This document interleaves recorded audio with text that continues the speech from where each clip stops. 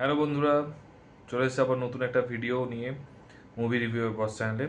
তো আজকে যে মুভিটা নিয়ে রিভিউ করব সেটা হচ্ছে আজকে রিলিজ হয়েছে মিরাই।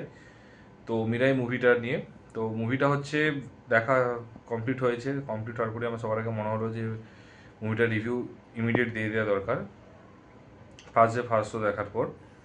আহ, তো মিরাই মুভিটার ফার্স্ট যেটা কথা বলবো যে ডিরেকশন ইজ অসাম। ডিরেক্টর খুব সুন্দর করেছে। তেজা স্যারকে যে যে জায়গাগুলোতে দিয়েছে সেই সেই জায়গাগুলো একদম গুজবাম্পস দেখিয়েছে এবং অসাধারণ একটা ক্লাইম্যাক্স রয়েছে।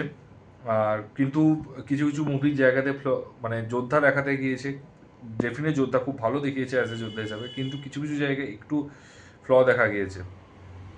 যদি কেউ হনুমান দেখে থাকে, হনুমানে যেমন একটা ফ্ললেস ছিল, সেই জিনিসটা কিন্তু একটু কম হয়েছে। কিন্তু ওভারঅল আমি বলবো যে না, ডিরেকশন এবং তেজা স্যারের যে অ্যাক্টিং দুটোই কিন্তু আলাদা লেভেলের কোয়ালিটি এবং আলাদা লেভেল এনার্জি দেখিয়ে দিচ্ছে। তো মিরাই মুভিটা নিয়ে তো এরপরে যেটা বলবো ভিএফএক্স সিজিআই, সিরিয়াসলি বলছি আমি জানি না ওয়ার 2, আমি পার্সোনালি বলছি ওয়ার 2 হোক, বলিউডের অনেক বড় ভালো ভালো মুভি জানি না এত কোটি টাকা সিজিআই এবং ভিএফএক্স এর পিছনে খরচা করে, কিন্তু বিশ্বাস করো এই মুভিটার এত কম বাজেটে এত সুন্দর ভিএফএক্স এবং সিজিআই দেখিয়েছে, অসাধারণ। এবং যে যে মানে ওয়েপন টাইপের যে যোদ্ধার যে ওয়েপনগুলো দেখিয়েছে সেগুলো কিন্তু আলাদাই লেগেছে। এবং এইখানে একটা জিনিস জাস্ট দেখা যাবে যখন হচ্ছে যোদ্ধা যখন তেজা স্যারকে দেখাবে, তখন যখন হচ্ছে রামের চরিত্রে যখন দেখা যাবে যে যোদ্ধাকে, সেই রামের চরিত্রটা ঠিক জাস্ট আমাদের আর সেই সিনটা মনে পড়বে যখন হচ্ছে রামচরণ তেজা কিন্তু রামের চরিত্র নেবে এবং পুরোপুরি মনে হচ্ছে এরা যেটা যেটা আমার ভালো লাগে। কার্তিকার যে একটা মুভি ছিল সেখানেও হচ্ছে শ্রীকৃষ্ণের যে একটা চরিত্রকে এনেছিল এবং এত সুন্দর করে ইন্টারনালি ভাবে এনেছিল। বা হচ্ছে আমাদের হচ্ছে হনুমানও যেভাবে হনুমানকে অ্যাকচুয়ালি ক্যারেক্টারে ঢুকিয়েছিল, বা আর যেরকমভাবে শ্রীরামকে কিন্তু এনেছিল, ঠিক সেরকম এখানেও কিন্তু শ্রীরামকে যে এত সুন্দর করে ইন্ট্রোডিউস করবে এবং এবং পুরো মনে হবে অরিজিনাল শ্রীরামকৃষ্ণর মতো লাগছে।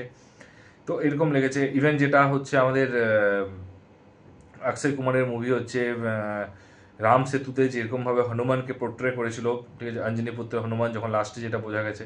বাট এইখানেও কিন্তু সেই লেভেলের এক মানে সত্যি কথা বলতে কি রামচন্দ্রকে আনা হয়েছে, শ্রীরামকে আনা আনা হয়েছে প্রভুকে, এবং খুবই সুন্দর লেগেছে। এবং অ্যাকশনগুলো জাস্ট মানে অ্যাকশনের যে ডিরেকশন করেছে, মানে অ্যাকশনের ডিরেকশন হচ্ছে অসাধারণ, অসাম লেগেছে আমার অ্যাকশন ডিরেকশন হিসাবে।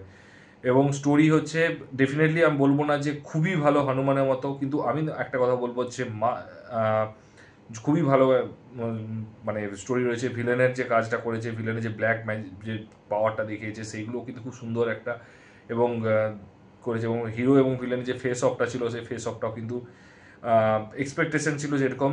কারণ সত্যি কথা বলতে কি এবছর কোনো মুভির থেকেই যখন সব মুভিগুলোই ফ্লপ খাচ্ছে, কুলি আমার আমার পার্সোনালি বলছি আমি সবচেয়ে হার্ড হচ্ছে কুলিকে, কারণ লোকেশ কানেকড়া যে মুভি ছিল আমার খুব পছন্দের ছিল, কিন্তু সত্যি কথা বলতে কি রজনীকান্ত স্যারকে ইউজ করেছে, আমির স্যারকে ইউজ করেছে। তারপরে হচ্ছে সুবিন সুবিন যে হচ্ছে one of the finest actor ছিল তাকে ইউজ করেছে। কিন্তু ট্রাস্ট মি নাগার্জুনা স্যার প্রত্যেকটা এক একটা মানে ইন্ডাস্ট্রির বড় বড় হিরোদেরকে ইউজ করার পরেও কিন্তু সেরকমই এক্সপেকটেশন ফেল করেছে। তো সেইখানে এইখানেও সেটাই দেখা গেছে এক্সপেকটেশন। তো সে মানে অ্যাকচুয়ালি বেসিক্যালি এখানে আমি এক্সপেকটেশন নিয়ে যাইনি। বাট যেটা দেখেছি যে ফেস অফ হোক, অ্যাক্টিং হোক, ডিরেকশন হোক, মিউজিক হোক, যে এত সুন্দর মিউজিকগুলো এবং এত সুন্দর মানে কী বলবো এন্ডিং হোক, ঠিক আছে, মানে ক্লাইম্যাক্স সিন হোক, সব কিন্তু আমার কিন্তু খুব একটা মানে বিশাল যে একদম যদি 5 আউট অফ 5 না, কিন্তু হ্যাঁ মানে আমি বলবো 4 to 4.5 এনি টাইম আমি যদি দিতে পারি ক্লাইম্যাক্স সব কিছু মিলিয়ে। 5 আউট অফ 5 দিতে পারছি না।